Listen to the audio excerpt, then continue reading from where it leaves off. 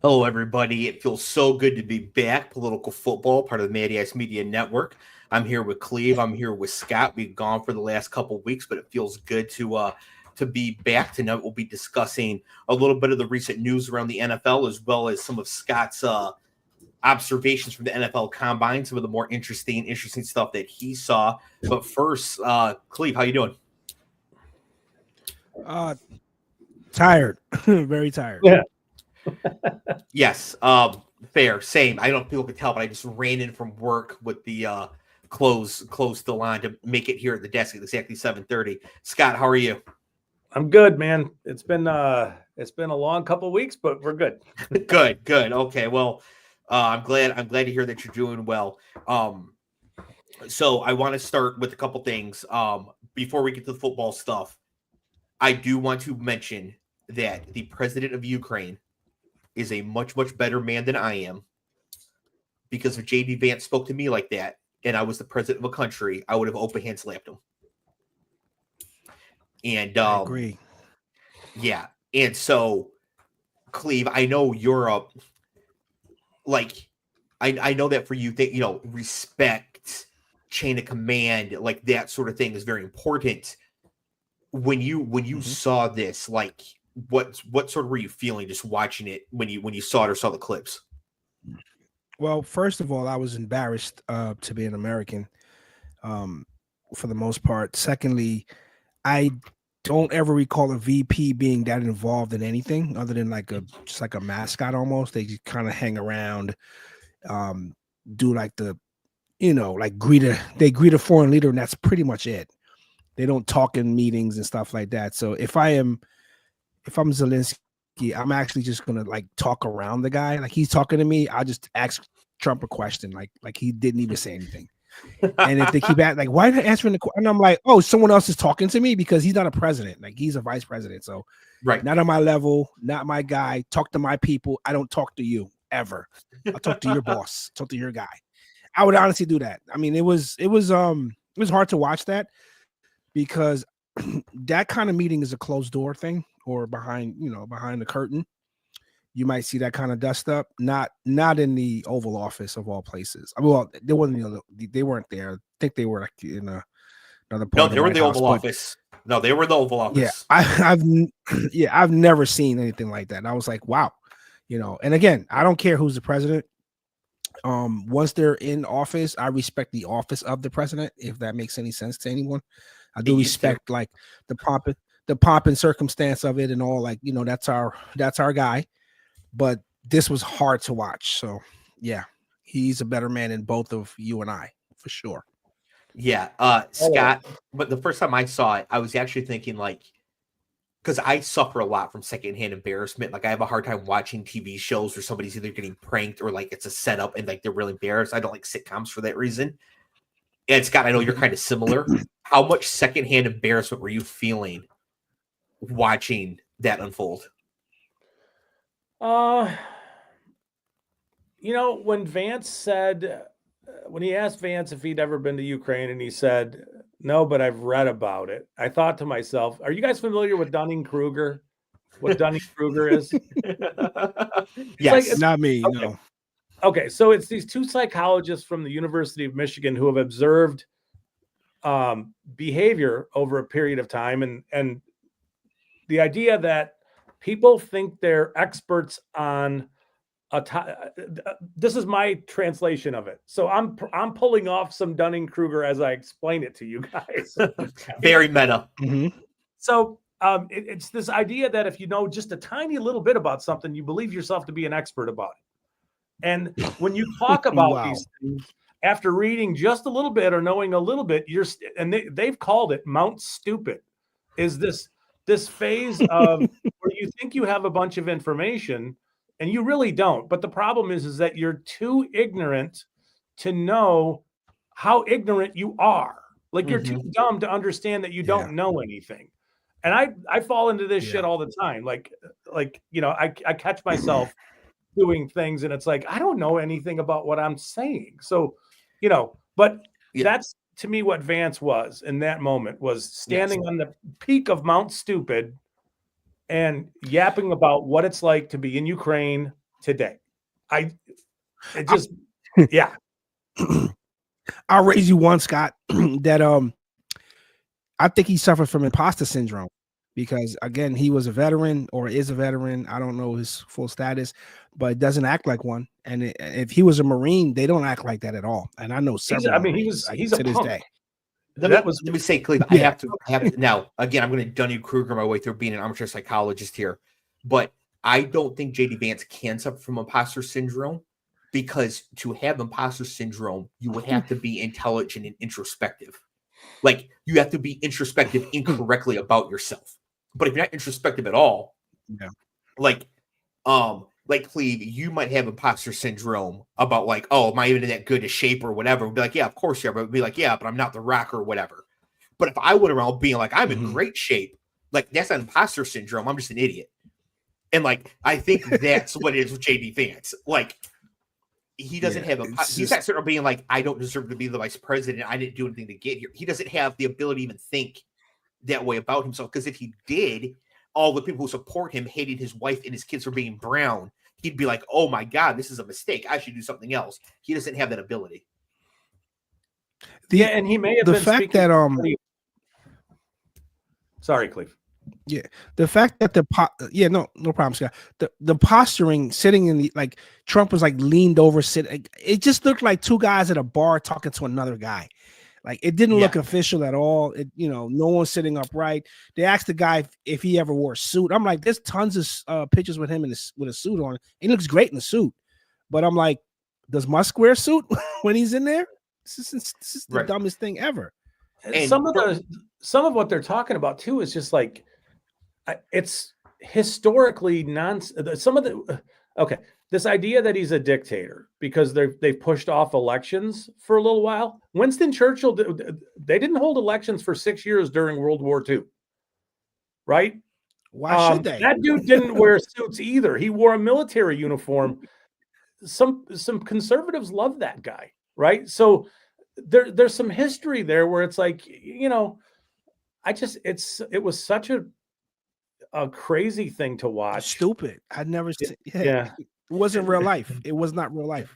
One of the big takeaways I had from it is that this is very hard, but try to think from the perspective of a person who would support Donald Trump still in 2025, which is very difficult, but I really try to see from their point of view. And if you watch it from the point of view of somebody who likes Donald Trump, Trump was doing his Trump thing. Right, all his, I don't do impressions, but his you don't have the cards, you don't tell us how to feel. Like that's embarrassing and horrible. But it's him being himself. When you contrast how Trump was to how JD Vance was, to us, it's like this is all horrible and embarrassing.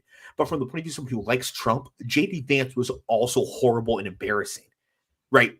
Because Trump's like, you don't have cards, we have all the power here, blah blah blah, whatever. JD Vance is like, did you even say thank you yet? Like. JD Vance does not have the ability to hold that coalition together if something were to happen to Trump, given that he's 78, 500 pounds, and he takes 5 Diet Cokes a day. Like, if his heart were to give out, JD Vance does not have the ability to keep that coalition together. He does not have what he has. I'm glad you said that because I thought the same thing. It's the same thing when McCain was running for president and Palin we're like, if something happens to this guy, this is who we get. Right. Yeah. And I'm like, you hit that 100% on the target that this is the guy that would have to take over. And he doesn't look like he can put a coffee order together. Like, it's just crazy. Yeah. Bro. Crazy. Yeah. And there's Marco Rubio just sitting silently on the couch and not moving, not doing a damn thing as the nation's top diplomat. He could have seen the thing last night, or yeah. The speech. Did you guys see any of the speech last night? I didn't watch a second of it. Even on.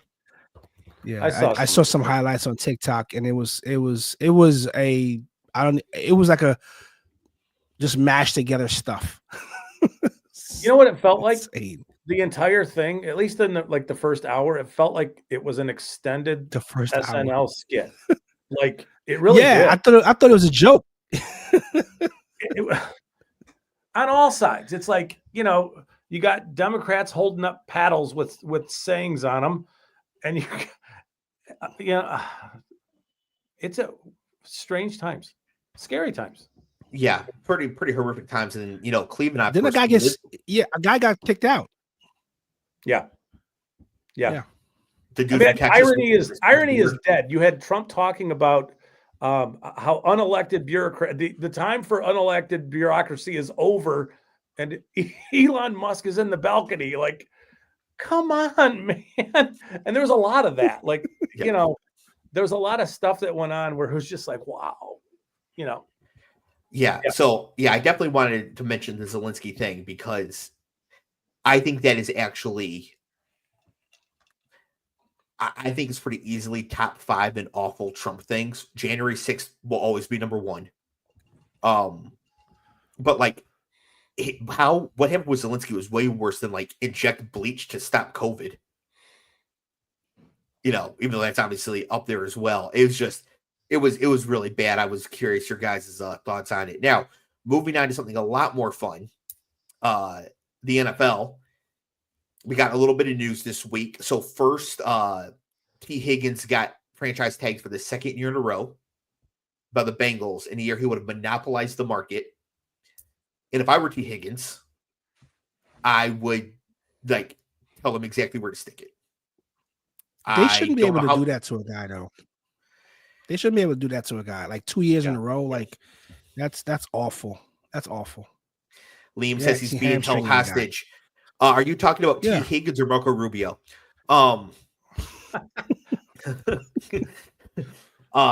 Yeah. T. Higgins is going to make $25 million this year. He'd make at least 35 on the open market a year with like 4 or 5 years. The problem is that for some reason the NFLPA doesn't like to go to bat for those guys because it only impacts a few guys a year total. Like how many players are tagged 2 years in a row? It generally is not something that happens. It's always running backs. And I would think that it would be a reasonable thing to eliminate that possibility. You can be tagged one time, 1 year, that's it. Yeah. But he's in full control of things. I mean, we know that the Bengals are really, I don't know what they're going to do. They have 3 players now that they really need to sign between Jamar Chase, T. Higgins, and Trey Hendrickson. And it seems like, I understand that you're tagging somebody and locking that guy in, but you really need to make it good. You really need to make it good. I don't know how they can do that. They don't have the cash. Yeah. They don't have the cash. T. Higgins should view what has happened to him as the Bengals taking like $120 million out of his pocket. Yeah. And I would respond accordingly if somebody took $120 million out of my pocket. Now, maybe it's different if you're already sitting on 30, 35 million. But personally, if someone took $120 million out of my pocket, I'd be a little upset in the workplace. Like I would just walk in and just start cussing people out. I'd go in the media and just start cussing out ownership. Like just airing dirty laundry. When they tag a guy, like there's no out for you. Like I don't know much about like the whole how the franchise tag really kind of works. He can either play on the tag or hold out. And if he holds out, he loses the money from the tag. Yeah. And from the if he doesn't register enough games, they can tag him next year. Yeah. Wow. Because you have to accrue enough seasons to get to. They've got him. They got him over a barrel. But the only thing that he's got going in his favor is that the Bengals need to sign those 3 guys, and because they've already committed $25+ million to him, he could make it. He could make a deal with them where the cap hit this year is very friendly for them. And I don't think Hendrickson's going to play for a long time, but it's still, they have taken a lot of money away from him by by tagging him last year and this year. It's got to suck. It's $25 million. So he's fine. But the idea that they're preventing him from A, getting to the open market, and B, not paying him is just nonsense. Yeah. But that today's point, That $10 million swing on the open market, that's huge because, as we know, they pay taxes in every state that they play in, right? So that 25 million, cut it down with the jock tax and your agent, everybody getting their money. He's playing like Dave said. I'll be like, you know what? I ain't playing. I'm not doing jack until I see those something. Guys should get every penny that they can. Period. Yeah, they earn it with their bodies. They earn it with their bodies. Like it's not like you go out there and do pillow fighting. You're actually earning this the hard way. You're earning this money. T. Higgins for a couple hours thought he killed another football player. He's the one who hit DeMar Hamlin. Yeah, like pay the man his money. Like this poor guy has been through so much. Forgot about that.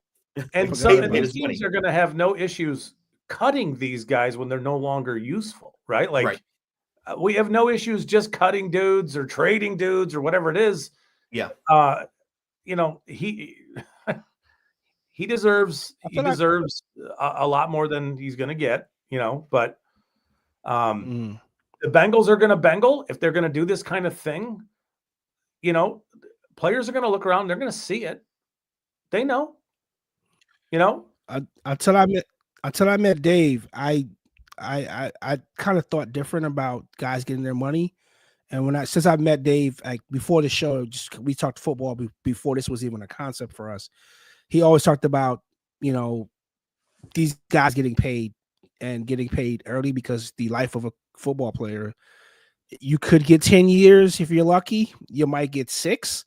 So you got to make your money, especially if you make it to your second contract. You got to like max out. You got to go for the, go guns blazing. And like I said, like the fact that they tagged him again, it's really messed up. There has to be an out or something for these guys to get out of that. Like that's because they could tag him again, like you said, if he doesn't qualify enough games. Oh, guess what? You're playing for 25 again next year, and he might have a season where he triple crowns it. Right? Who knows? Yeah, no, that would be by the way, Triple Crown season being predicted by somebody good advertisement for the show next week when we review the season predictions. Somebody on this panel may have predicted almost the Triple Crown that happened. They were one off Clev. They were close. Very close. It's got to be Clev. That was definitely that was definitely like a throw darts in the dark thing, like blindfolded in the dark room, trying to hit the dartboard. Speaking about throwing dartboards, seeing what they can work. Cleve, did you see the Deebo Samuel news? Yeah. Traded to the Commanders. Do you know what the Commanders paid to get him? No, I know the conditions. What are the conditions? It was a 5th round pick. Wow. The Commanders took on his contract is what they did for a 5th round pick. Yeah. They had to. Damn, he must have really wanted out. And they're like, we're going to try to ruin you by just getting a bag of beans for you. Wow. 5th round pick. Dave, is he dust ball adjacent at this point? So this has been a big argument going back and forth. I don't think so. He's 29. He finished last year on injury reserved. But in 2023, he had like 1,400 total yards and 12 total touchdowns. Yeah. Like, I don't. And also the way Washington will use him is exactly how he should be used. Slot merchant, screens, because Jaden Daniels, they throw so many screens with him. Like replacing De'Ami Brown with Deebo Samuel is probably a really, really good idea. Even if he was just he's going to take so much. He's going to take a beating the way they're going to utilize him. Yeah, he's got to earn it. Yeah, but it's like I could see him having a good year, maybe having another year or two of shelf life, but his body is. He is taking a beating with as much as running of the ball, all that stuff in San Francisco. By week 9 of the 2026 season, Deebo Samuel will be dust. So he got 1.5 more years. Yeah, I think that's reasonable. But that's when he'll be complete dust. What's the pathway to complete dust? If he does it gradually, they're fine. If he's 50% dust by week 4 this year, well, now they're in trouble. Right? Yeah. So it's just what is the dust train here for Deebo Samuel? But you're right, Scott. It's gonna hit him quick. It's going to hit him quick, but you can see why Washington would do it because he fits them and their offense all perfectly. in now. Yeah. I don't think it's a bad move for Washington, but Debo's not going to be helping Jaden Daniels in year 5. No, this is just for right now. And then last thing I wanted to cover, 2 things from the Seahawks just happened today. One, they cut Tyler Lockett, an all-time franchise legend, who is definitely dust ball adjacent now. And DK Metcalf demanded a trade. Now, the scuttlebutt I saw is that the Chargers and Jim Harbaugh were going really hard after DK Metcalf last offseason, in that they are probably the favorites to pull this off now. And the idea of a Justin Herbert, DK Metcalf, Lad McConkey offense is pretty intriguing. Last week at the Combine, the rumors were it was Green Bay offering like a player like Romeo Doubs and their first round pick, which I think is pick 23, to Seattle for Metcalf. Yeah, I don't like that. I don't like it either. But that was wrong division. It seemed like that was pretty public, and then it just sort of went away. So you never know. Metcalf can play, man. It's he still can play, but he definitely needs a good quarterback. Yeah, he won't make the quarterback good. Yeah. He needs the quarterback to already be good. Yeah, and Justin Herbert is good. Yeah, so the Chargers I think would be a great fit for him. I mean, the teams that obviously Buffalo, Kansas City, always in need of receivers. Yeah. But are their draft picks good enough where they are? Like, would you trade DK Metcalf for the 31st pick? Probably not. You probably need to do more than that.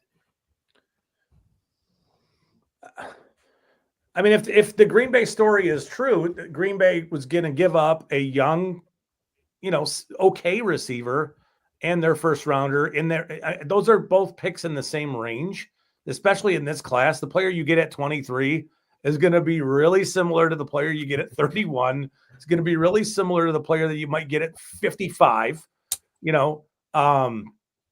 It's just, does Seattle like a player like Dobbs or Dontavian Wicks or, I don't know. But the player coming back was definitely a part of it. Yeah. Yeah, but it seems like Smith and Jigba catch like 200 passes this year. It could happen. Maybe. Oh, yeah. Why do you guys think he asked for out? You think he's not getting enough targets, or like you think it's just tired of not advancing deep into the playoffs? Like, what do you think is was why he wants out? Money. I think he's gonna be a lifer there. To be honest with you. No, I think he wants. That's always paid good. Absolute top dollar in his extension. And the Seahawks might not be in a position to do it. They might have signaled to him that they're not going to do it. So now he's putting public pressure on them. Like, don't tag me. I'm out. Yes. Trade me. Don't tag me. Trade me. And if you're trading for me, I want a new contract. Yes. Yeah. So it'd be a team that doesn't have to pay a lot to a receiver right now, but has the money to do it. New England would be somebody comes to mind. Pittsburgh would make sense, but I think if Arthur Smith had DK Metcalf on his team, he would spontaneously combust because he wouldn't actually know what to do. Good old Arthur Smith. So, yes, that covers the NFL news here for this week. Now, I do want to. The Bears made 2 moves real quick. Oh yeah, the Bears did. Yes, they did. Yeah, that's a good point. Yeah, talk about the 2 offensive linemen the Bears added, Scott. So they traded and took on Jonah Jackson's contract. He plays left guard. He's way overpaid, but the Bears need help on their offensive line. And they didn't give up much for him. Again, because they're eating all that money, it kind of reduces the pick you have to give up.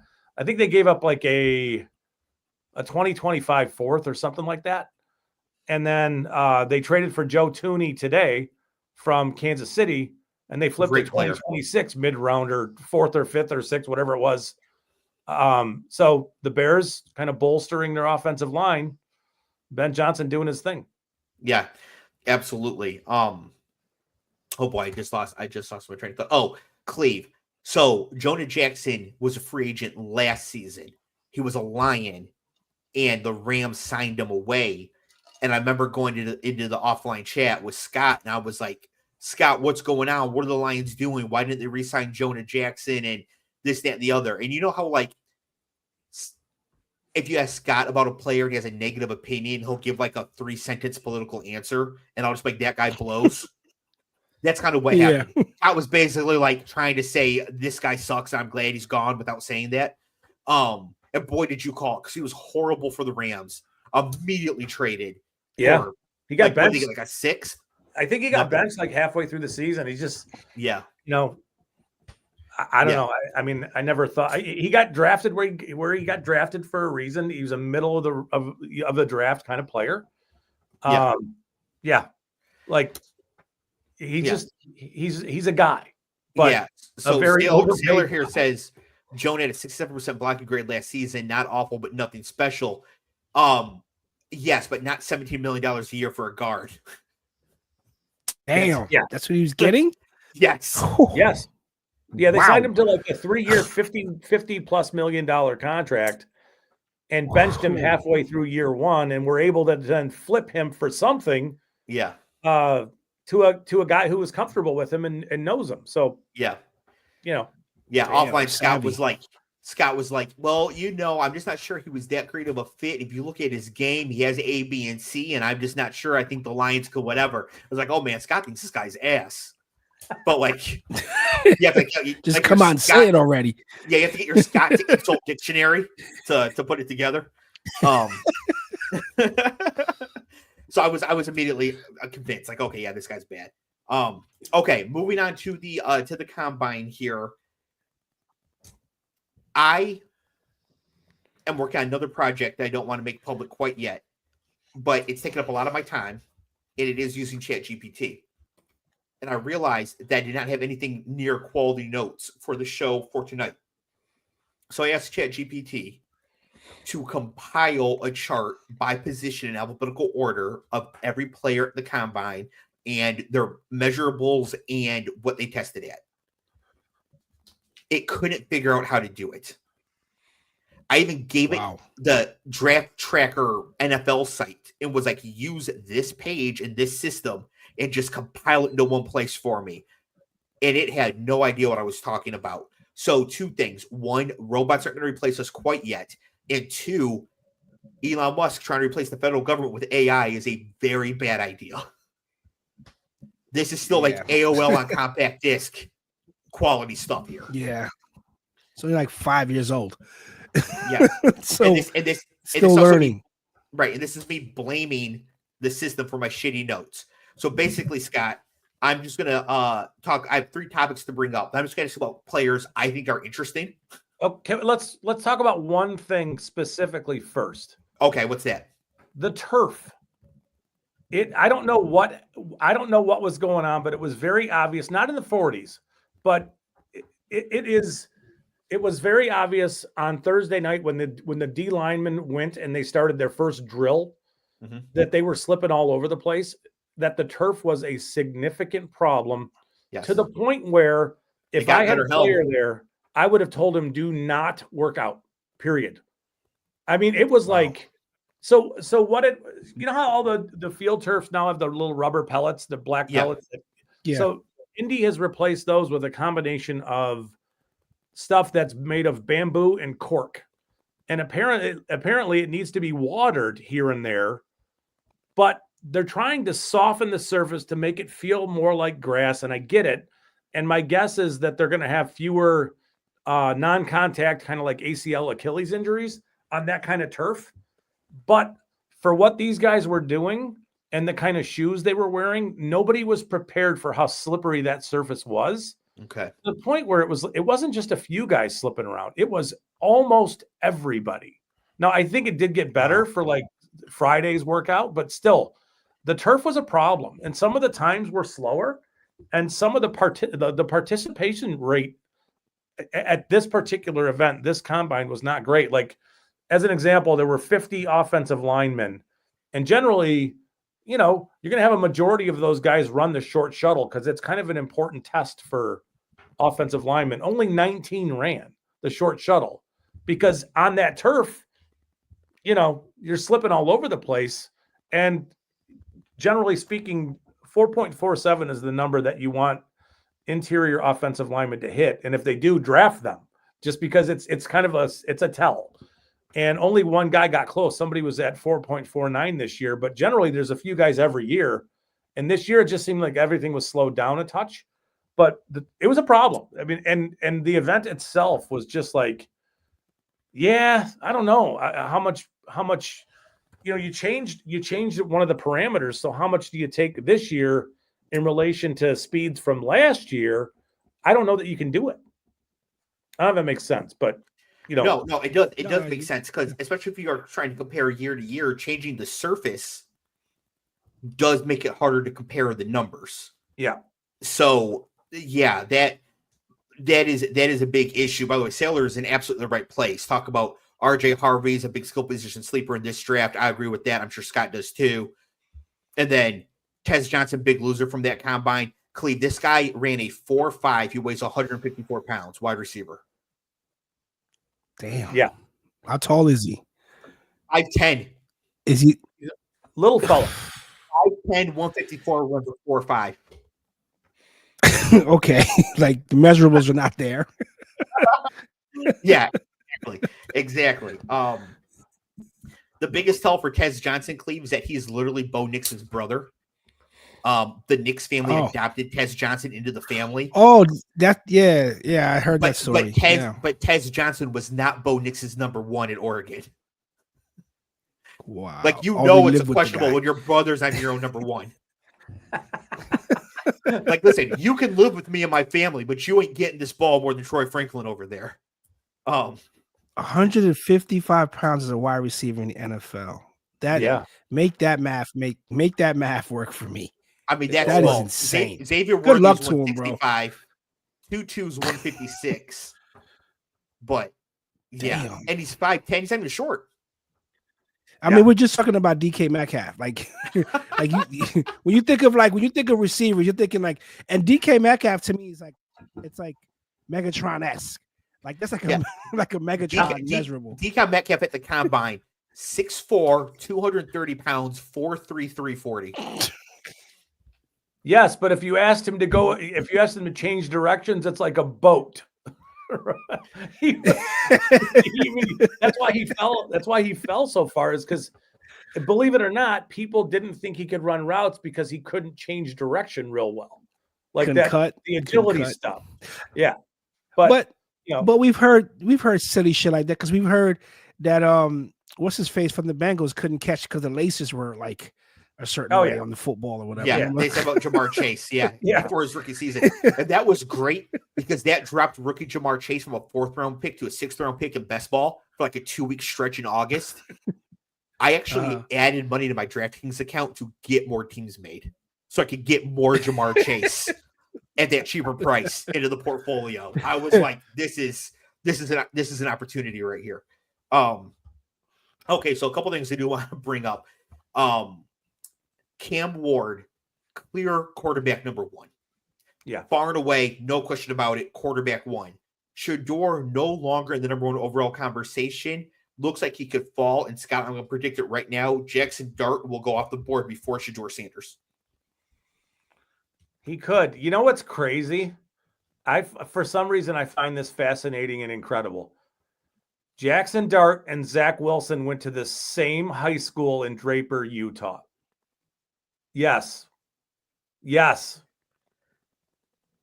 Wow. Now, connect those dots, right? Like, yeah. Same high school. It's crazy. Boy. Yeah, I mean, I think that a big difference here is that Jackson Dart has played at 2 real schools, yes, USC and Ole Miss, and Zach Wilson at the time played at a fake school, BYU. BYU's now in the Big 12, I think, so they're a real school now. But we cannot talk poorly about BYU's football team. We just can't do that here. I could talk poorly about BYU in every context imaginable. We can't. I can't have it. I can't. There is no way in which I can't talk bad about BYU. I have a problem. No, Scott really does love prospects around BYU. And the thing is, like, these like non-competitive, just for show fake teams that can't win anything can produce good players and good prospects. like Ashton Jeanty this year coming out of Boise State. Yeah. But you are more likely to succeed, especially as a quarterback, having played against bigger, tougher competition. That's without a doubt. And back to your point, I could see that. I could see that happening. Some of the Shedeur stuff feels like it's smokescreen kind of stuff so that he can get to the Raiders. That's sort of what it feels like to me. I don't believe that the Giants are interested in Shedeur. I think the Giants are very much trying to push their way up to pick Cam Ward at 1 overall. They got to make a splash, right? Like, you know what I mean? Like, Sailor says, all I'm going to say is at least Dart didn't blow a 21-point lead to Kyle McCord.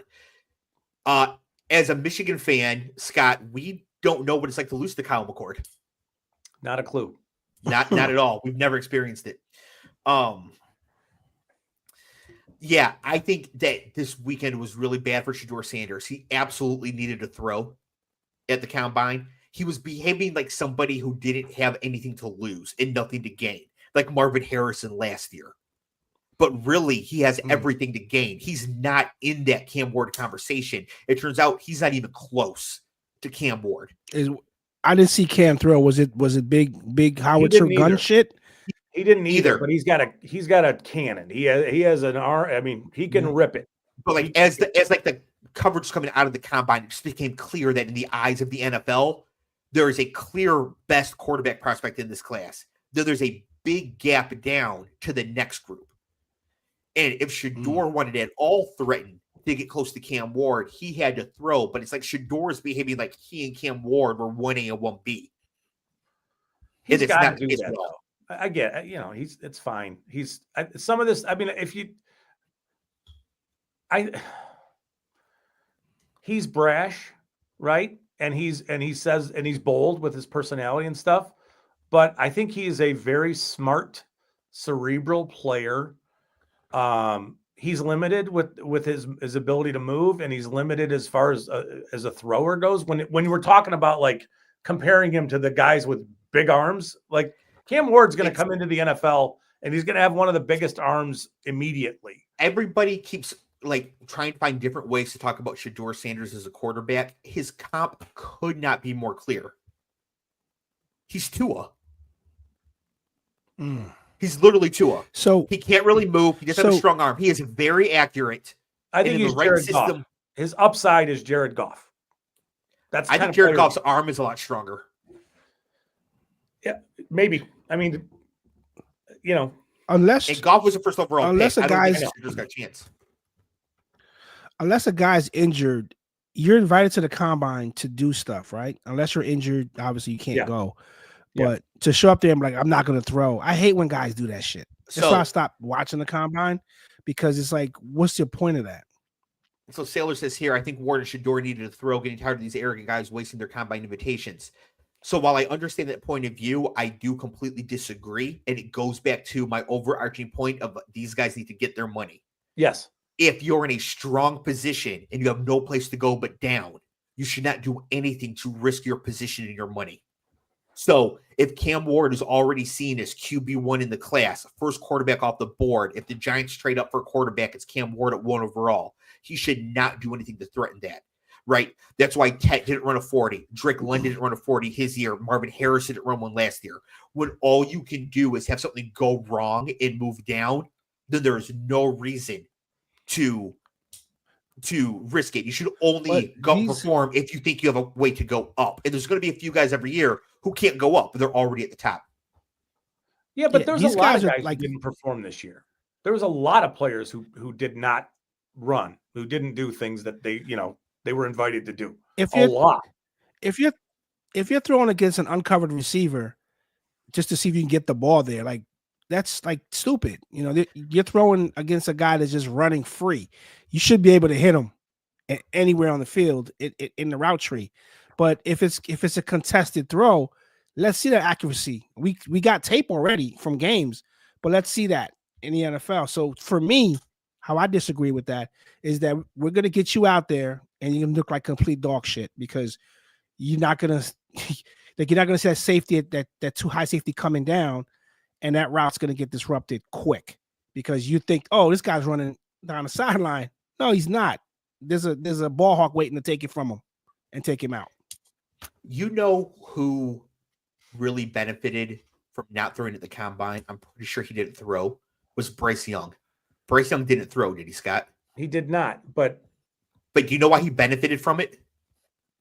Because Anthony Richardson went out there and was throwing 70-yard piss missiles on fly routes. And he was going to look. This was a similar and thing. then Bryce Young would have walked out there like a second grader throwing really accurate 50-yard passes, and people would have been like, why is this guy first? He can't even touch what Anthony Richardson can do. Look how small he is. Like, Bryce Young made a great decision to not work out on the same field as Anthony Richardson. And Bryce Young is probably a better quarterback than Anthony Richardson.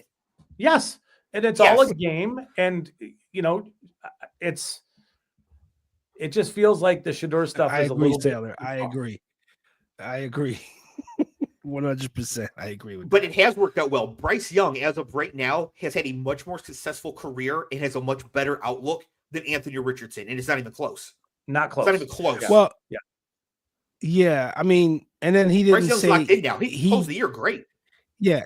Yeah. He got benched, but came back, fought back. But Richardson said he was tired.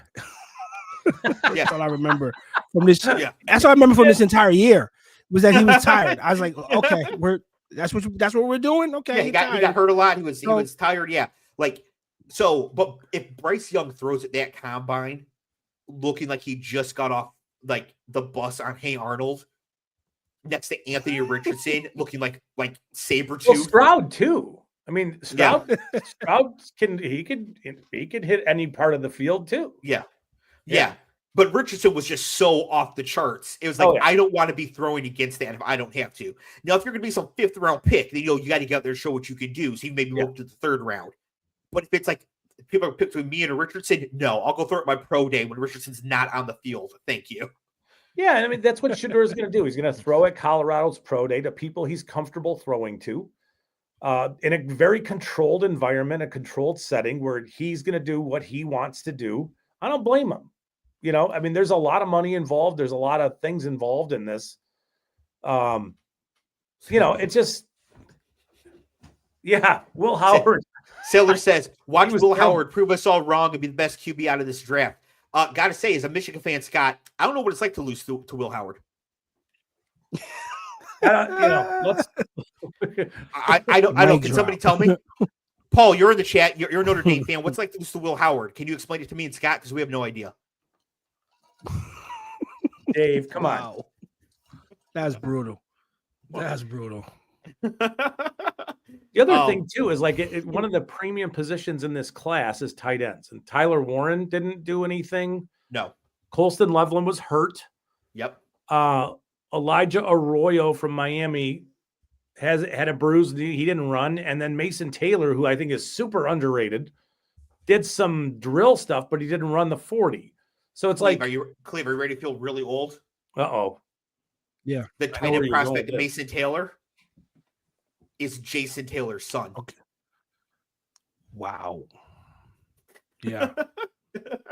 And his dad's been out the league for a long time. Yeah, Mason Taylor is like a 5th-year senior. And wasn't his mom why am I blanking on his name? The linebacker for the Bears who was awesome. Played it like Utah as a safety and then played linebacker for the Bears. Brian Urlacher? Yeah, I think Urlacher's sister is Miles Taylor's mom. Mason Taylor's. Really? Wow. So he's an Urlacher Taylor? I think so. I hope so. If I said that, second round pick. I hope I'm right about that. Yeah. I don't like Urlacher as a person, but as a football player, he's fucking awesome. I'm shocked to find out Brian Urlacher has a black brother-in-law. I think Urlacher's more with the Bosa's. I wouldn't think that, but hey, probably thinks Jason's one of the good ones. So yeah, at tight end, also related to what you said, Scott, about the field. Gunnar Helm on his first attempt at the 40 blew up his ankle. It's not Brian Urlacher, it's Zach Thomas. Okay. Even better. Hall of yes and Famer. no. Well, they're both Hall Zach of Famer. Thomas is also a Hall of Famer, but if I just need like raw athletic genes, I'd rather have the Urlacher side than the Thomas side. Yes. Right. Yes. Right. I think a lot of what Zach Thomas had, scrappy. I want a scrappy genetics. dude. Yeah. I want a scrappy dude because Zach was a scrapper. Yeah, I mean Zach Thomas is a great player. Yeah. But if you're telling me like who's contributing genetically to this kid, then Oh yeah. Still, though, No, he's the measurables he's got are some there. elite genes. and Zach Thomas is probably a way better person. Who knows? But it also makes sense because Zach Thomas and Jason Taylor were teammates. Yeah. So that makes a lot more sense. Yeah. Taylor brings up Terrence Ferguson, running a 4.63 at 6'5", 250. Had me taking notes. Yep. Yeah. Yes, tight end is a weird position and not the one I thought we'd be starting with. But Terrence Ferguson has an interesting profile in that he's athletic, but was never that productive. And he especially wasn't productive relative to how productive the passing game was at Oregon. You're telling me you were the starting tight end for 5 years, playing with Bo Nix and Dylan Gabriel, and you only have like 800 total yards and 8 total touchdowns? Like, what are you doing? The wide receiver 2 was 150 pounds. Like, what are you doing? Right? So that, but also at tight end, lack of production in college. Having production is great. Like leading the SEC and Yak 3 straight years like Brock Bowers is amazing. Not having it isn't necessarily a death sentence, but you really want to have it. And Terrence Ferguson just never had it. So I think he's an interesting prospect, interesting profile. But if he's if I tell Cleve, hey, this guy caught 2 touchdowns this week, 2 years from now, it's Terrence Ferguson. And Cleve's like, who the hell is that? I'm not going to be shocked. Yeah, and Oregon's offense isn't necessarily a tight end friendly offense. So some of that too, right? It's just, he's fine. This is a really loaded class at tight end. It really is. If the best tight ends, in my opinion, it wouldn't matter what offense they're in, unless they go to Army, they are going to put up numbers.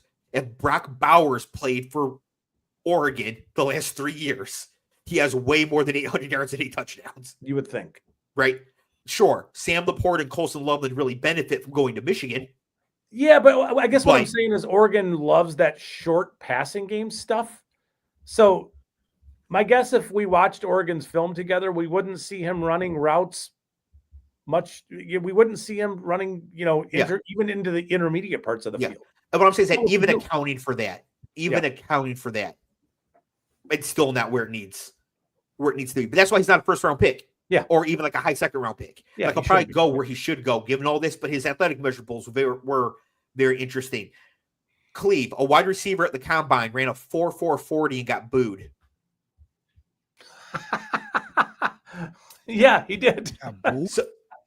So he ran a 4.4 flat, 4.40, and got booed by the crowd. Before the combine, Texas wide receiver Isaiah Bond said he was going to threaten Xavier Worthy's all-time combine record and that he should get somewhere around that 4.21, like a 4.2 flat to a 4.23, but he would be there. He ran a 4.4 flat and got booed by the crowd.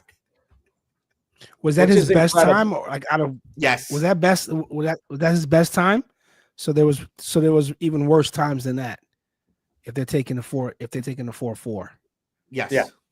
You can't talk shit, bro. Be out there.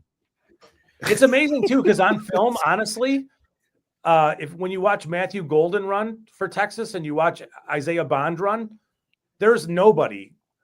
I shouldn't say that. I don't know that anybody would have told you that Matthew Golden would run a 4.29 and Isaiah Bond would run 4.4 because on film they look flipped.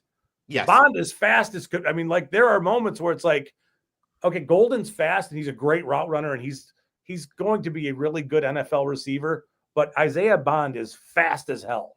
Yeah. That's what it feels like on film watching them. So the numbers they put up were very strange. They were. Yes. They were weird. I didn't see it coming. Yeah. But yeah, Cleve, this guy's probably got a better gait beforehand. He's probably got a better gait than him. I think because in the 40, the way you start, explode out of the block. It's not how you finish. It's where you get your top end at, and at somewhere in the middle of that of exploding, that's when you kind of like put the jets on. Yeah. Damn, a 4.2. Still, Jeez. 4.4 is fast. Oh yeah, Yeah, no, it is, but to say that you're threatening someone's record, like that. Well, he wasn't the only talk. Texas guy yapping about. I mean, Texas's running back was talking Show about up and how do he was that. going to threaten that record too, and it's like, and he ran. What did Jaden Blue run? Like Jaden Blue ran 4.3. Hang on, he ran a 4.38. Yeah, and people were a little disappointed with that. It's like 4.38 fast. Yeah, that's fast. Yeah. I'm like a 7.6. Yeah, I'll still be out there running right now. Yeah, just not good, not good at all. And then the last like individual player note I have here, Scott, is Mason Graham measured smaller and shorter than expected, defensive tackle out of Michigan. Yeah. Thoughts are he might not be a top 5 pick anymore. I hope he falls to the Lions. I hope he falls to a point where the Lions decide they want to go up and get him. He ain't gonna fall that far. He did measure. He's got a strange frame. This is the year of dudes who, like there are 6'7" offensive tackles and offensive linemen with 32-inch arms this year. Last year was the year of tackles with really long arms. This is the year of guys who played at a pretty high level, like Will Campbell from LSU, measured with like 32 7/8 arms. So people are just, there's no way you can play tackle in the NFL. Kelvin Banks measured with short arms. Josh Simmons from Ohio State did as well. There's a lot of guys. There's one tackle in this class where he's a tackle, and that's Armin Membo from Missouri, but he's a right tackle. So the top of this draft is just going to be chaos. It's pretty weak. Like it is 1 through 10, but it's super strong 11 through 50. 11 through 100, maybe. Yeah. Right? Like good draft to trade down. Jets. Yeah. I could see the Jets like in I don't know if we talked on here about Shamar Stewart from Texas A&M, but there's going to be players they love. And he's going to be one of them. Okay, now Cleve has a hard out in a few minutes, so I do want to move on to the running back position because I know Cleve does like the running backs. So don't worry, Scott. If you can stick around a little bit, we'll get some of the wide receivers as well because we got the chat here asking for them. Cleve or Scott, these are the running backs who I thought had a really good day. Starting with Omarion Hampton from North Carolina, 6 foot 220, ran a 4.46 40. 4.4 flat, 20-yard shuttle, 3-year player, hugely productive at North Carolina. In my opinion, should be the second running back off the board, not the first round, but the second running back off the board. What do you think? He could go in the first round. He's a hammer. He plays very downhill. He's heavy. He's to me, he's like your prototype Pittsburgh Steelers running back. Big, heavy, punishing, kind of like fast enough to beat you with speed and hit some home runs, but more just the physicality with him is kind of, it's very impressive. I thought he had a great workout for what he needed to do. Yeah. Quinshot Junkins from Ohio State, transferred from Ole Miss to Ohio State. Cleve, Ohio State got $15 million lined up to offer to Marvin Harrison to come back to school this past year, allegedly. It didn't work, so they spent on a bunch of other players, including the best running back in the SEC. They got to go to Ohio State. Still couldn't beat Michigan. And 6 foot, 221 pounds, ran a 4.48 40. I thought he had a really good workout and really solidified himself as, in my opinion, should be the third running back off the board behind Gene T, of course, and then Hampton, and then Quinshot Junkins. It just depends on what teams are looking for. I mean, I like Judkins a lot. Again, a guy that big, that dense, like with his muscle mass and all that stuff, running sub 4.5. Like, I mean, I would not want to step into the alley with that guy and try to tackle him. No, thank you. And I wouldn't want to do it with Hampton either. Yeah. No, thanks. And two things I really like about them as prospects. They both were really productive out of the gate as freshman and stayed productive all 3 years. No, Judkins' best year was his first year, but there's he goes to Ohio State where Travion Henderson was there. Travion Henderson, 5'10", 202 pounds, runs a 4.4 340. I thought he had a really good workout. He was getting first-round buzz coming into the combine. I don't see how you could take Travion Henderson ahead of Hampton or Judkins unless maybe he's a lot better in the passing game than those guys. He's good in the passing game. It confuses me why he had to go back to Ohio State for his senior year. I don't love it when guys do that. I think we need to start giving some forgiveness for that, the NIL era. No, I get it, but they can make enough money. You're a running back, and you only have so much life and NFL life, and you just gave up one of those years to go back to Ohio State and play second fiddle in some ways to Quinshad Judkins. In some ways, not fully, but you don't need, like they were 1A and 1B together, however you want to put them together. But he's explosive, he's fast, he's all that stuff. This is a really deep running back class. It's crazy how good a lot of these guys are. It is. I'm not even going to get to half the names on my list here, but I got 2 that I for sure want to get for Cleve. The first, Bayashel Tootin. Say it Tootin. Is that how he says it? I thought it was Tootin. Like Rootinist, Tootinist. Somebody see him? Yeah, Bayashel Tootin from Virginia Tech. Shout out Matty Ice. 5'9", 205 pounds, 4.32. Ran the fastest 40 for a running back here. Very productive the last 2 years and this last year at Virginia Tech. Built the entire plane out of him. 93% of the running back touches. Rightly so. Yeah. I think he's going to be a good pro. And the last one here, Cleve, is your boy, Cam Scadaboo. Did not run the 40. Yeah, so Scadaboo had a 39.5-inch vert, an 11-foot broad jump, but still wouldn't run the 40. We're talking about a 4.8 here, right, Scott? I don't know. I think how do you test so well with those explosion numbers, but you don't run a 40? No, I get it. I think he'll be.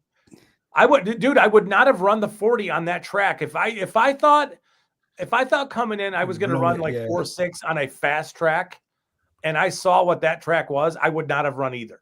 Okay.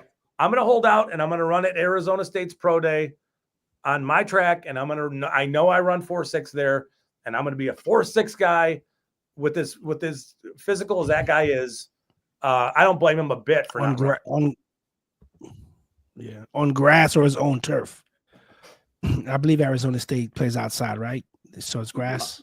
Wherever he can manufacture his best time, however that works. Remember the moon glowing gently in the background as Herm was being fired on the field.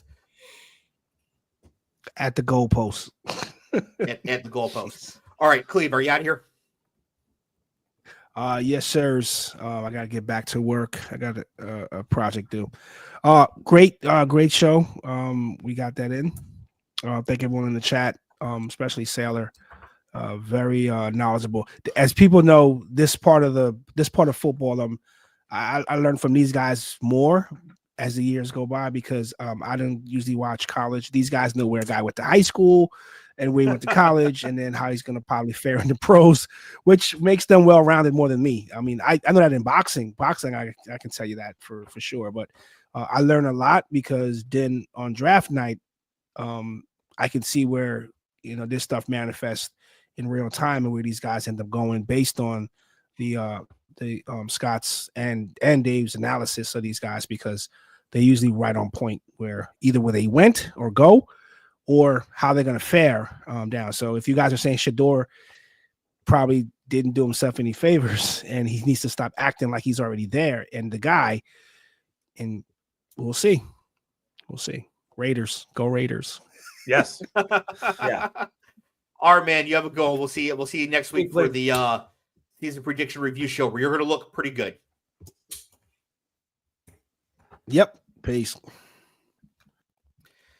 Okay, we do have some good mentions, some good questions here in the chat, Scott. So I did want to get to some of the players being brought up here. We move back to wide receiver. Let me see here. Okay, so Sailor said I think Jaden Higgins, Kamari DK, Alec Aya Minor, and Dante Thornton were the biggest winners from the 40 times in wide receivers. Jaden Higgins for sure. Let me pull up Jaden Higgins' numbers here. 6'4", 214, runs a 4.47. Great testing, big RAS number. I was impressed with this film. I think he's going to be a really good wide receiver in the NFL.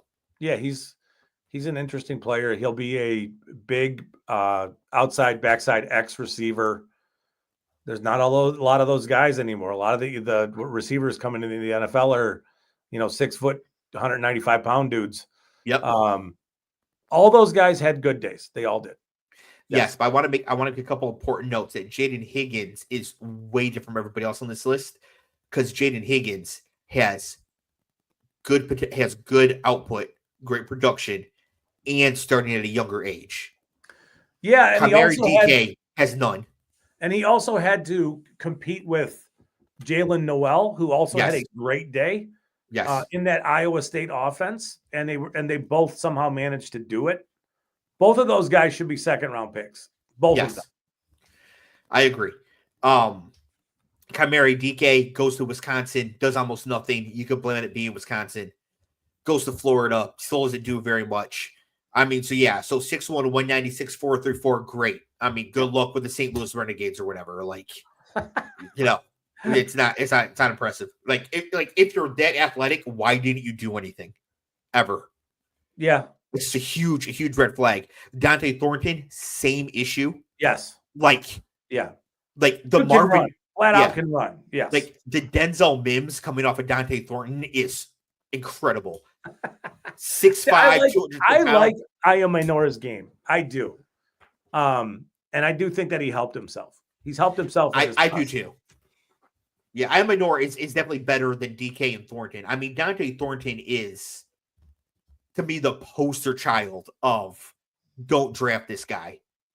The Jonathan Mingo, award. Just big and fast, didn't do shit, so then why are we even messing with it? Like, if you're that athletic, it's like Tennessee doesn't have good quarterback play or a system that just creates huge numbers for people. Yeah. And they should. So, so I wasn't huge on that one. He said Montreal Johnson Jr. was a big winner out of that running back room 40 time. Yeah, Montreal Johnson, again, I don't know why he was starting to split time later in the year at Florida, but 5'1", 218, according to ChatGPT, he didn't run the 40, but I know that he did. It was pretty decent. But when I watch Montreal Johnson on tape, I'm just like, this is a guy. Like, nothing about him struck me as being particularly special. Yeah, there's a lot of that type in this class. We're in round 5 kind of thing. Yeah. As a running back 3 who might eventually be part of a committee, cool. He ran 4.41. Yeah. So that's really good. That's really good at that size. Continue to jump around. Running backs. Sailor says, hot take, but Ollie Gordon shouldn't go before the mid-5th round. I think that's help himself. Yeah, I think that's if he goes in the mid-5th round, he should be super excited. Yeah. He did not help himself. And in a class this deep, to stand out negatively the way you did. Yeah. I just thought it was not good at all. Paul says a 4.6 sounds right for Scattaboo. Yeah. I mean, he's not going to be fast, but those explosion numbers were crazy. He's impossible to tackle. Yeah. And so you can understand why, you can see how that translates. Like, you wouldn't necessarily think the jumps mean all that much, right? From as far as forcing missed tackles, but they do. And his contact balance and all that stuff is just ridiculous. Yes. It's not Janty, because Janty's is otherworldly. Yeah. Janty is ridiculous. He's going 6 to the Raiders. I'm going to lose my shit. I'll be doing the live stream with Clev and for the draft. And I'll try to commit Scott to come on, but he's always busy. And he's going to 6 to the Raiders. I'm going to lose my mind. Yeah. I mean, they're just going to waste him there. I think Jacksonville might be interested in him. I think if the Chargers are able to trade for DK Metcalf, they should just say fuck it and trade their next round's first round pick and this year's second and come up and get him. Oh boy. Just add DK and Gene T and get going. Yeah. Yeah, because you're going to need to do that kind of stuff if you're going to compete in that division. Yeah. Absolutely. Yeah.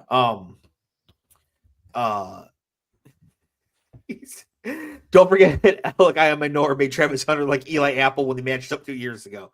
Yes, I am Minor does have the one game against Colorado where he went for like 280 yards and 4 touchdowns that put him on the radar for everybody. But his production after that and before that didn't really quite live up to that. I mean, not in a single game, but just in general, didn't quite live up to that. Yeah. But his traits are good. And he runs good routes. He's big, all that Stanford stuff. Sucks. Yeah. Nobody would ever hire their coach to be passing game coordinator, so we have to worry about that. Son of a bitch. I mean, I'm Minor to the Lions in the second round. I'd rather go Jaden Higgins, but my guess is he'll be gone. Yeah, it's the end of the second because it's the Lions. Yeah. So you know what I really like is Jack Besh. Jack Besh is a dude. Yeah, Jack Besh is getting a lot of hype now. 6'1", 214 out of TCU. Again, ChatGPT telling me he didn't run, but that's a lie. I don't remember him running. Oh, maybe he didn't. I don't recall him running. He was one of the guys I wanted to see run, but he did not. My apologies. Everything about him, every single thing about his game tells me he's going to be one of those guys in the NFL. Like, draft him in round 2. If you need a big slot type, which those guys are becoming super valuable. Like Jack Besh is a converted tight end. Yeah. What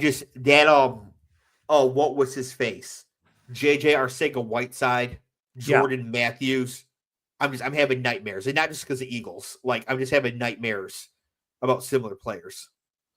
Yeah, but to me, I think there's value in him having played tight end at LSU because very comfortable with physicality and dealing with contested catch stuff. Yeah. And playing in tight quarters, he's really comfortable there. Like, if the ball's in the air, he's coming down with it, but he's also he's a ridiculous route runner. He's fast.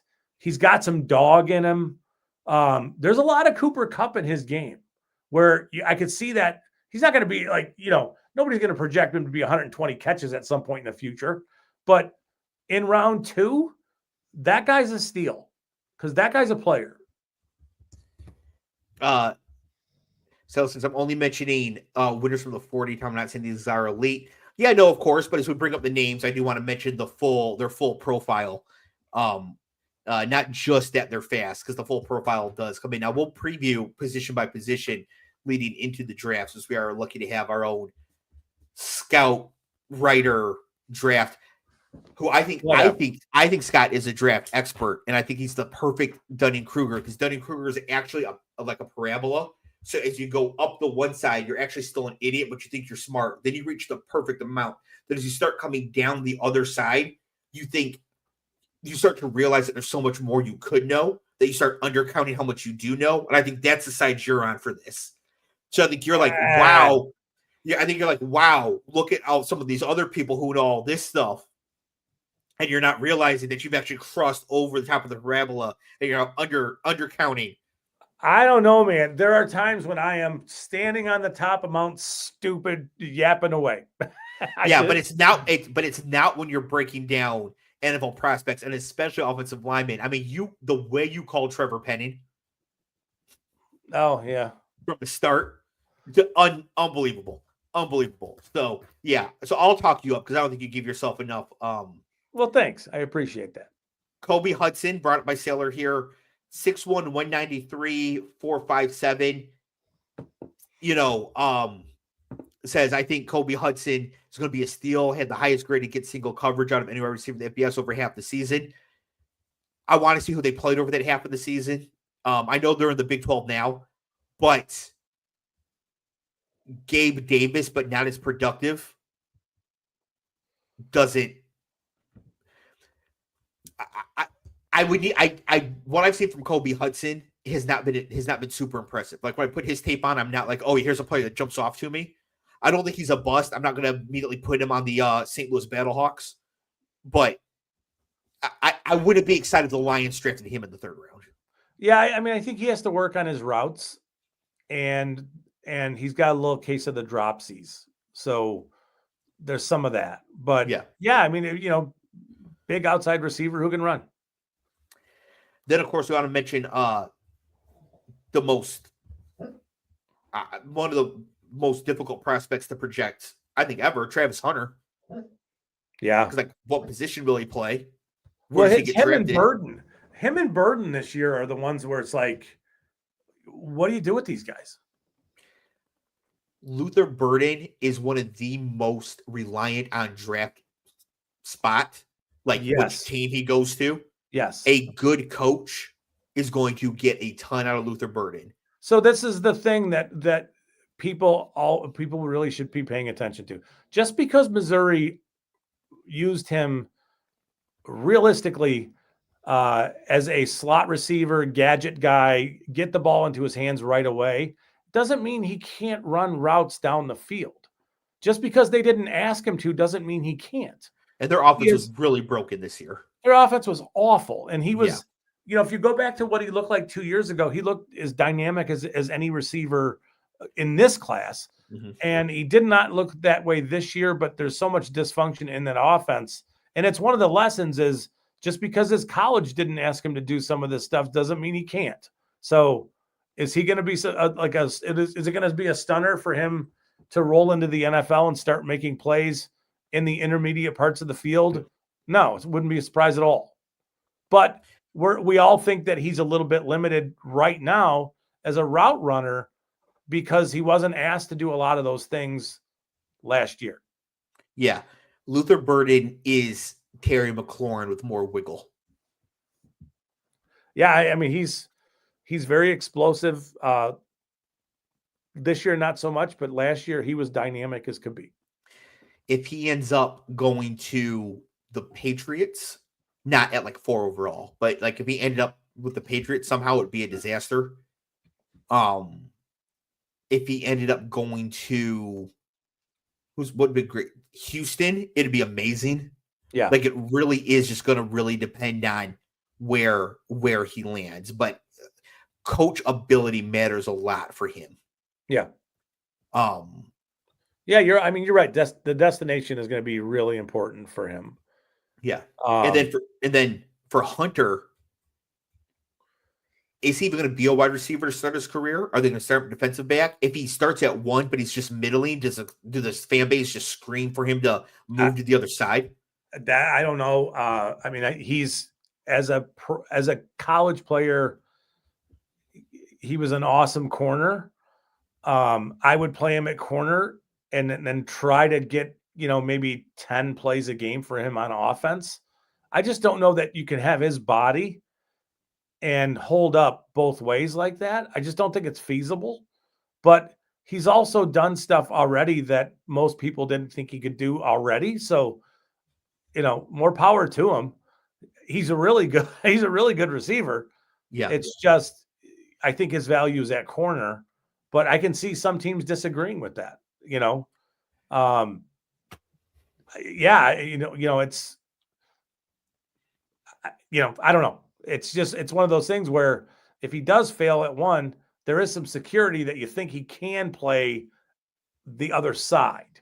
Yeah. So maybe not that he needs his draft stock boosted, but he's going to go really early, for a variety of reasons. And one is that he can play pretty elite football, both sides of the ball. See, I think he's going to be a nickel corner who plays 30% of the offensive snaps. Okay. Right. And for fantasy purposes, that does nothing for us. Yeah. But for NFL purposes, that could be really cool and interesting to see. Yeah. Even if he just plays every obvious passing situation in the red zone. Okay. Yeah. I mean, I think that could work out really, really well for him. Matthew Golden, we mentioned earlier, 5'1", 191, 4'2", 940, fastest receiver time. I was shocked he ran that fast. He does not look that fast on film to me. But I know he's going to the first round. I think he's going to go in the top 20-ish, right there. In this class, that's kind of where I would peg him. Yeah. He is a really detailed route runner, really good. I don't want to say he's a special route runner, but he's a really good route runner in a time when there's not a lot of that. And then you throw on this speed that's just like, wow, But he would where be a is good fit for that? Dallas. Like, it's weird because that doesn't show up on film all the time. It just doesn't. So makes you ask a couple questions about him as a player. But I think he's definitely going to be in that top 20 range. There's a lot of places he could go where he would be very, very dynamic. If Dallas took him at 12, I would totally get it. Totally. He could go to the Steelers. Yep. And do nothing. Possibly. But is there any more locked-in mock draft pick right now than Emeka Egbuka to the Steelers at 20? I've seen it like literally every mock draft I've ever seen. Yeah, and I mean they need as much as they can get, and I think they may be trading Pickens. We'll see. Oh, breaking news. Possibly. Has that been reported? Have you heard something? No, I think it would be a natural. I think they're at a point where it's time it's time for Pickens maybe to get a fresh start somewhere else. Pickens for DK. Pickens has value because he can do things. He can separate against press. He can win on the boundary. Like at a really high level. We have to stop beating around the bush. George Pickens was born to be a Raider. Okay, fine. Just full Raider energy coming from that guy. Yeah. He could be that guy. It's just I don't know what Pittsburgh's doing. I don't know. I can't make sense of what's happening there. And the fact that Arthur Smith is there still makes it even muddier. Who knows? It's bizarre. So it says, I think Golden's a little too hyped. I like his speed and routes, but his hands and physicality are a big question I have for him. Again, the gift for me just comes down to production. Like, great freshman year at Houston, hurt your sophomore year, go to Texas, you're okay. Now, one thing that I think we take away now very simply from this, that Quinn Ewers is absolute dust. It is not good. I mean, we said this last year when they struggled to put up numbers with A.D. Mitchell and Xavier Worthy, and then Bond and Golden come in and do this, and it's like, at what point do we just admit that Quinn Ewers is not all that? Yeah. And that maybe if Arch Manning had played the entire year, maybe Bond and Golden have a lot better numbers. Yeah. Yeah, I mean, Golden was their wide receiver one, but still not a lot of production, year over year kind of stuff. So yeah, some hesitation there, but he's a really good route runner. I could see him being a pretty good pro. We don't want to get out of here without talking about Ted McMillan, who did not run. Did he work out at all, or did he just? He didn't do a thing. Okay. Yeah, 6'4", 219. Should be the first receiver off the board. I mean, just people compare him to Drake London. I think he's more like, what if Michael Pittman was good? I think he's more AJ Green. Right? Like that is do you think he's that level of athlete? I mean, that AJ Green is elite. When you watch him run routes, he runs routes really efficiently, and there's a lot of detail in the way he runs routes. You can see him tempo his pace. He alters, he changes his speeds. He's really detailed coming back for the ball. He won't round routes off. He's going to be a quarterback's best friend because he's going to make kind of off target throws, completions. But then there's the yards after catch stuff, and everybody pegs him as this slow guy. And it's like, I don't think so. I don't think he's crazy fast, but he's he's got more life there than people give him credit for. And just on the boundary, he's going to be dominant. And that's where AJ Green just excelled. Now, I know that's high praise, but yeah, because AJ Green, if you just compare them as prospects, I mean, AJ Green was an elite wide receiver prospect. Yeah. I just have trouble seeing Tet at that level. I mean, he's probably number one in this class. Yeah. But I mean, that is, if that's the case, then he should be the first non-quarterback off the board. He really should. And I, you know, again, it's just me talking, so it's just my opinion, but in a scenario where the Patriots don't like any of the tackles, which is where I would have thought they would have been going, Tet makes a ton of sense to pair with Drake May. He does. They need somebody to, you know, they need to continue May's growth kind of stuff. Throw him in Jacksonville with Brian Thomas Jr. and look out, right? Like that would be a pretty electric combination. Yeah. Brian Thomas Jr. out of the slot and Tet playing the Mike Evans role, you know, in that offense. Or just two Mike Evanses. Fine. Yeah. You know? Yeah, I think that would be good. I don't want to pass this opportunity. Sailor says the Steelers have had a cycle, draft receivers here to foolish, arrogant, hotheads, AB, Juju, Deontay Johnson, Chase Claypool, George Pickens. And also, let's not forget Le'Veon Bell is now an elite piece of shit. Y'all can't, and Ben Roethlisberger, of course, horrible human being. Y'all can't tell me this is just a coincidence. Tomlin has something to do with this one way or another. I'm a noted Mike Tomlin hater. And by hater, I mean I think he's vastly overrated. And he's just won a lot of games with a bunch of Hall of Famers that has been middling the rest of the time. But I think that Mike Tomlin's skill is the ability to get crazy people to perform. Yeah. I actually think that list of people who were all their best with Pittsburgh speaks to Mike Tomlin's actual skill, which is to take completely iniquitous and malfeasant human beings and get them to actually focus and play football. Yeah. Yeah. And he's not necessarily making these picks either. This isn't Mike Tomlin saying, pick this guy. There's, you know, but yeah, I mean, it's a point. It's, you know, if you want to find a crazy receiver, go to Pittsburgh.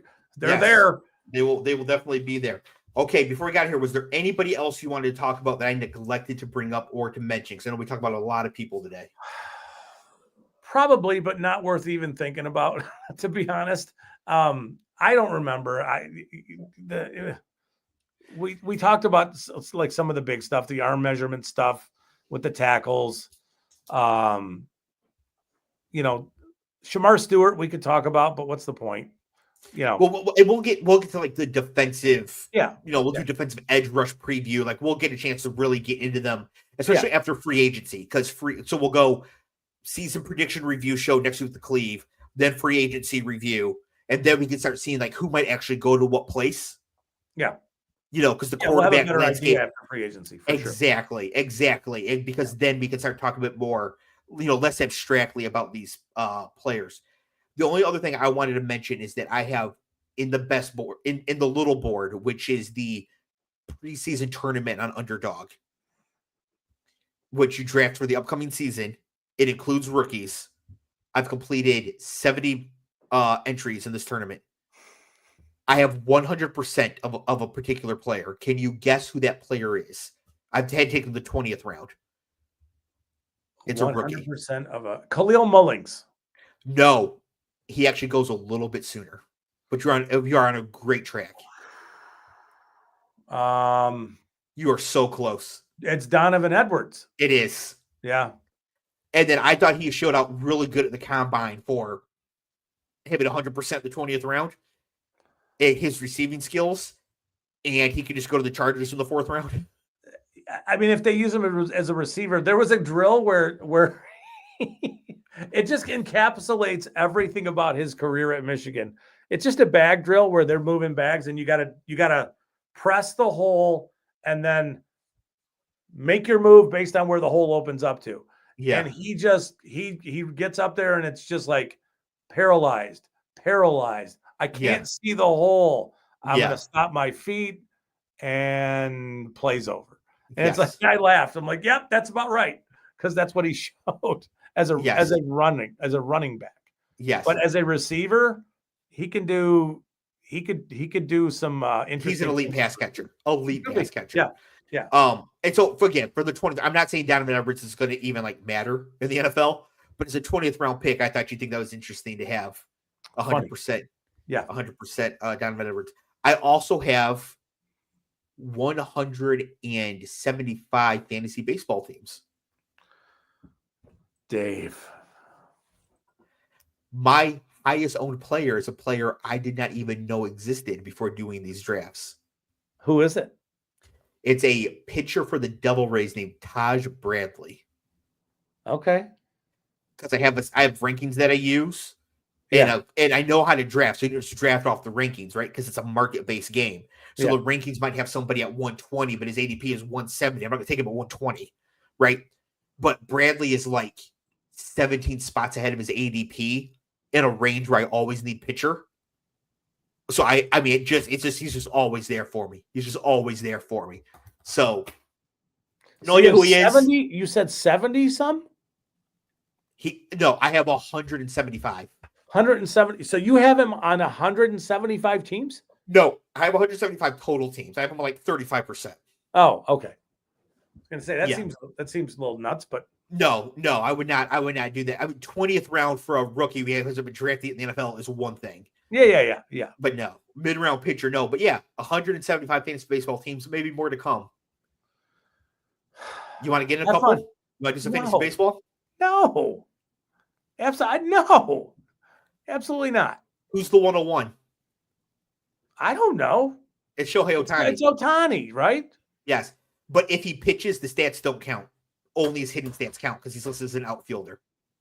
Oh. That changes things. They had to pick. He's still the 101. That's how good he is. But like, come on, let it count both ways. That'd be awesome. Yeah, he would probably be too valuable, and would not be fair to the other 11 teams. To the one who had Ohtani. That's exactly what would happen. That's why they can't do it. So he only counts as his outfield stats. But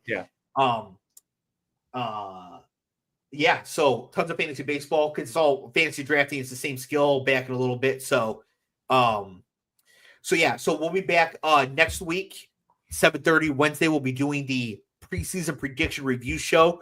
These last 2 weeks we were off to cut up clips so we can have video of our predictions so we can respond to them. Scott, I know you're going to be very excited about that. This is always one of the best shows of the year because Clev never remembers what he said. Scott never remembers what he had for dinner last night. I don't remember any.